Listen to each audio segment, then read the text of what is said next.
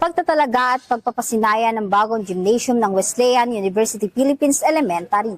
Naging panimula ng seremonya ang pagputol ng laso na pinangunahan ni Board of Trustees Chairman Attorney Juanito R. Carlos Jr. kasama sina Kyla Castillo, SG Mayor 2025 at Johan Limson, Grade 5 Councilor. Ang pagputol ng laso ay nagsilbing opisyal na simbolo ng pagtatalaga at pagpapasinaya ng bagong gimnasyo. Simula ang programa bandang alas 9:30 ng umaga ngayong 2 ng Hunyo sa bagong pinasinayaang pasilidad. Dinaluhan ang naturang okasyon ng mga tagapagtaguyod ng pahamantasan, mga guro, kawani, magulang at mga mag-aaral ng elementarya sa pangunguna ni Dr. Ireneo G. Alvaro Jr. kasama ang iba pang opisyal ng universidad. Naroon din sa pagpapasinaya ang mga miyembro ng Board of Trustees at sina Bishop Rubenel Estrella, Bishop Rodel Akdan, at Bishop Israel Painit upang saksihan ang makasaysayang pagbubukas ng bagong gymnasium na ito. Nagtapos ang seremonya sa pagwiwisik ng banal na tubig. Kasunod ang panalangin na pagtatalaga na pinangunahan ng mga mag-aaral ng elementarya. Sinundan ito ng mensahe at pagpapala mula sa mga obispo ng United Methodist Church. Ang bagong pasilidad na ito ay inaasahang magsisilbing mahalagang lugar para sa iba't ibang gawaing pang-akademiko, pampalakasan at pangkomunidad na mga mag-aaral sa Wesleyan University Philippines Preschool and Elementary.